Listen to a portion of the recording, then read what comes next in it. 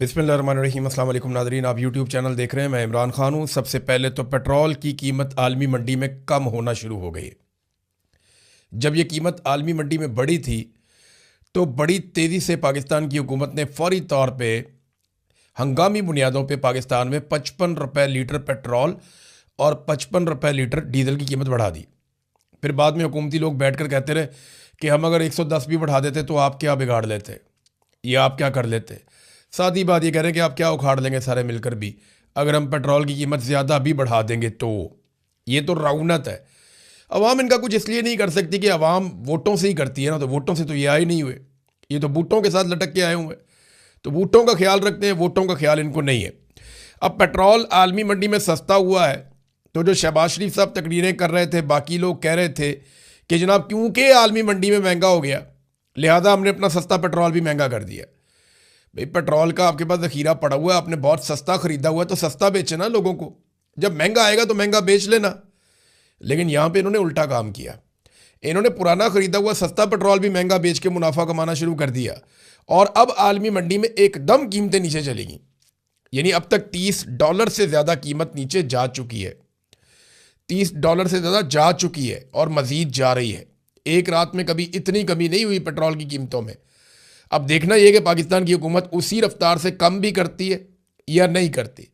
अब जैसे बढ़ाने की बेशर्मी की थी, कम भी करें ना, थोड़ी गैरत खाएं, वापस कम करें। नाजरीन, ये तो होगी जनाब पेट्रोल की बात। फ़ारूक सलीम साहब हैं, सीनियर तज्ज़ियाकार हैं, उन्होंने भी एक पोल खोला। उन्होंने कहा जी 2 महीने की वज़रा ने अपनी तनख्वाहें छोड़ी हैं तो 2 महीने की इनकी तनख्वाहें बनती हैं 2 करोड़ और 50 लाख रुपया। लेकिन जो ईंधन हुकूमत इस्तेमाल करती है उसका जो 2 माह का बिल बनता है वो 19 अरब रुपए का बनता है। यानी ईंधन का बिल 1,000वां हिस्सा है ये तनख्वाह जो है ईंधन के बिल की। तो ये कौम को हमेशा बेवकूफ़ बनाते हैं। शहबाज शरीफ साहब ने कौम से खिताब भी किया, बताता हूँ मैं क्या बातें कर रहे थे। लेकिन एक उन्होंने ट्वीट किया जिसमें शहबाज शरीफ साहब यूएई के अंदर 2 पाकिस्तानी जांबक हो गए, शहीद हो गए, और उस पर शहबाज शरीफ साहब ने बताया उनका दिल खून के आंसू रो रहा है और बड़ा लंबा चौड़ा उन्होंने ट्वीट कर दिया।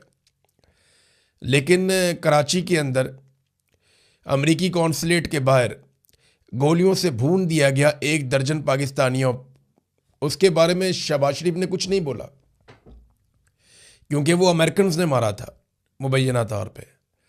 यानी अमेरिकन मारे 1 दर्जन पाकिस्तानी भी मार दें तो शहबाज शरीफ नहीं बोलता।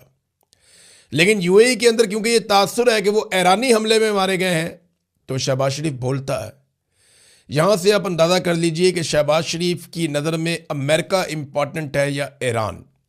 हमारा हमसाया मुल्क है, बरादर इस्लामी मुल्क है, लेकिन शहबाज शरीफ को अमेरिका से बढ़ के कुछ नहीं है।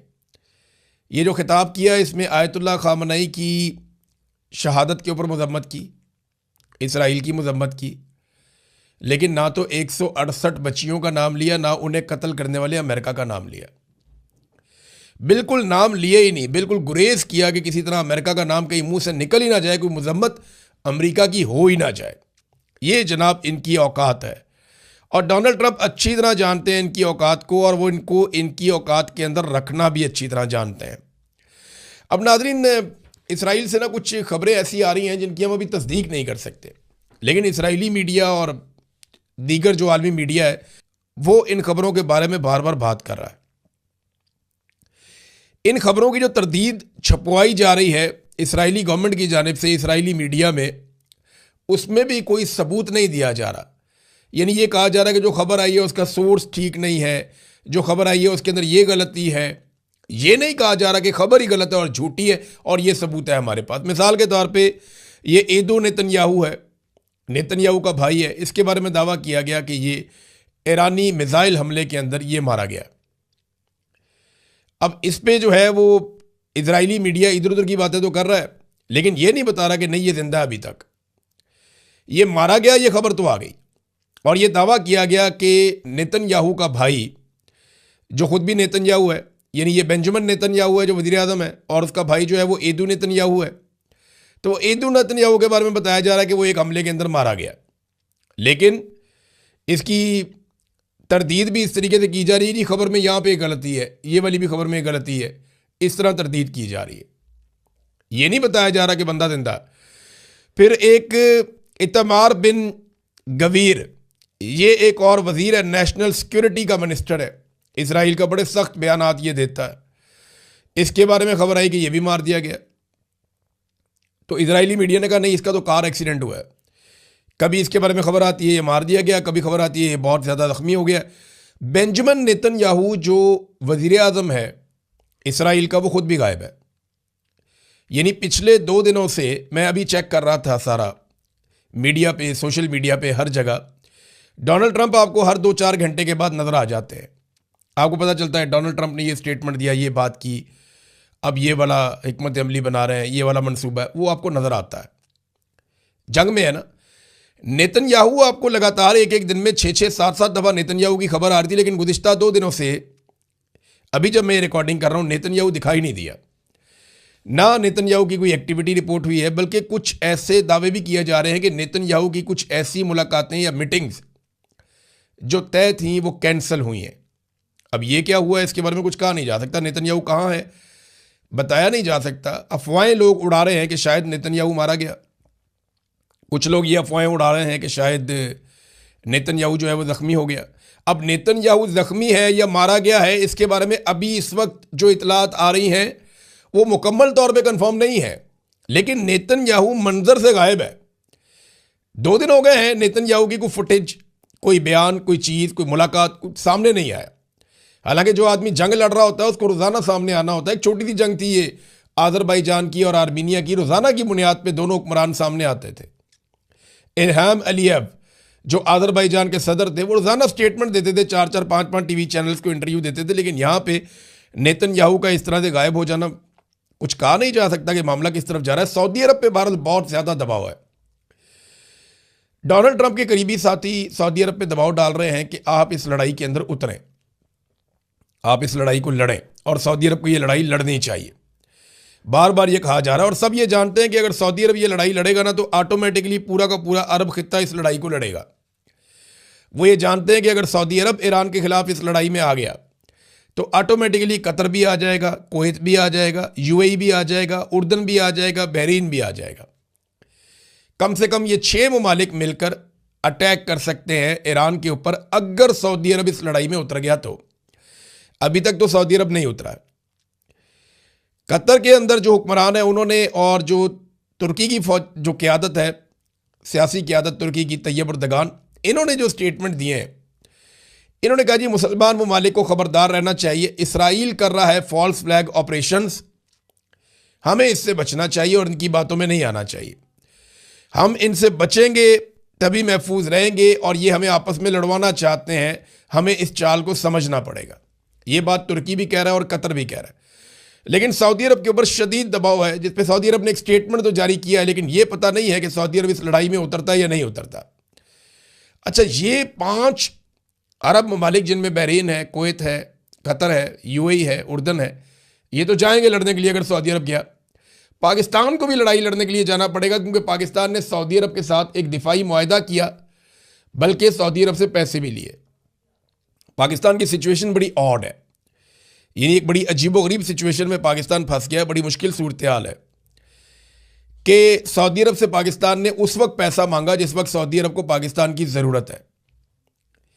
यानी पाकिस्तान के फील्ड मार्शल को तलब किया गया सऊदी अरब में, सऊदी वज़ीर दिफा ने बुलाया, तो पैसे वैसे देते हैं तो वो तलब ही करते हैं, रिक्वेस्ट नहीं करते वो लोग। तो उन्होंने बुलाया, बुला के आसिम मुनीर साहब से बात की। आलमी मीडिया में खबरें छपी कि पाकिस्तान को अब कहा जा रहा है कि जनाब हमारी हिफाजत के लिए आए, आपने हमारे साथ दिफाई मुआहदा किया हुआ है।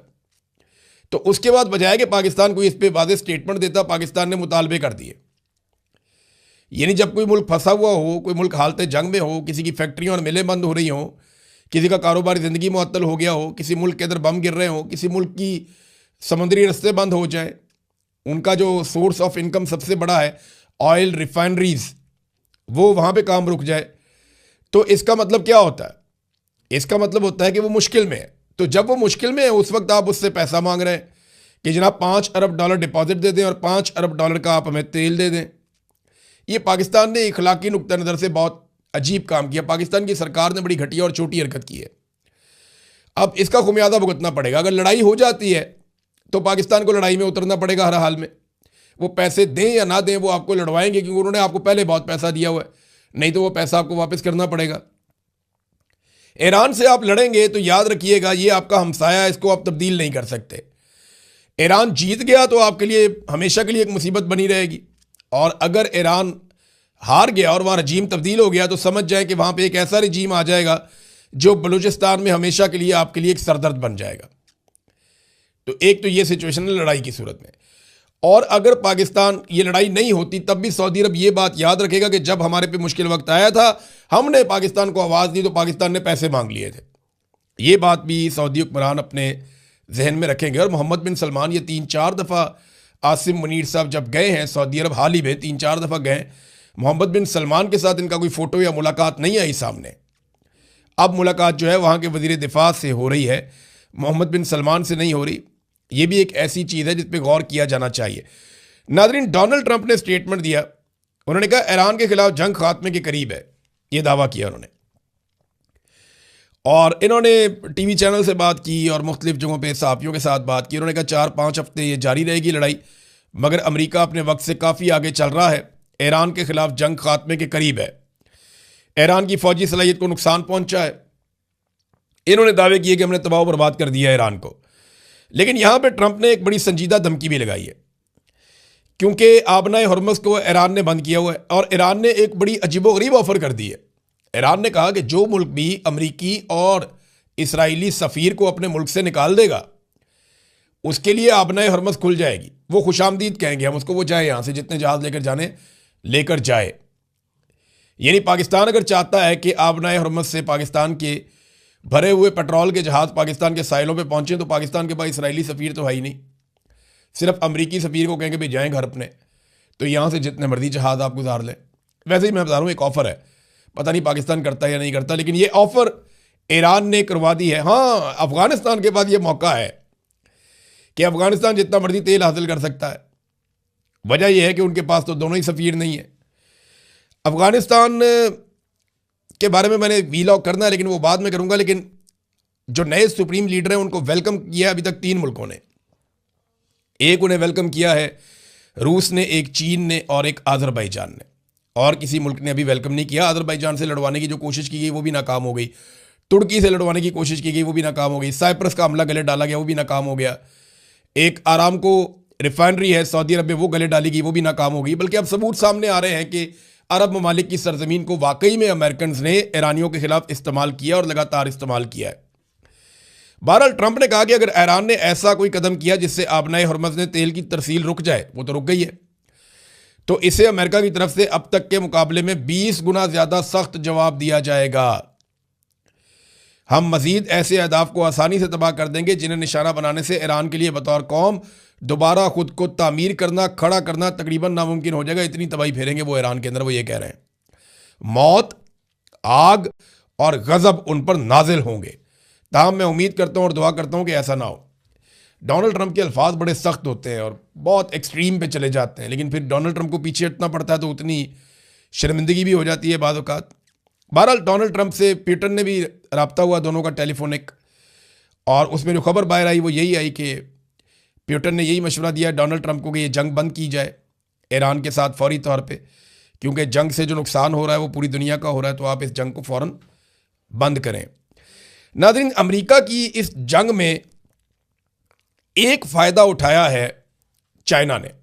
कैसे उठाया, मैं आपको एक छोटी सी चीज़ बता देता हूँ कि इतलात के मुताबिक चीन इस सारी जंग को फिल्मा रहा है, सैटेलाइट के ज़रिए से इस जंग का एक एक मंजर रिकॉर्ड कर रहा है। चाइना इस जंग की तमाम तफसीलात हासिल कर रहा है, कितने बम चले, कितने इंटरसेप्टर्स चले, कितने हथियार इस्तेमाल किए गए, कितने फ़िज़ाई मिशन गए, उनकी फॉर्मेशन क्या थी, अमेरिका ने कौन कौन से तैयारे इस्तेमाल किए, वो तैयारे किस तरीके से मूव करते हैं, हिकमत अमली क्या होती है।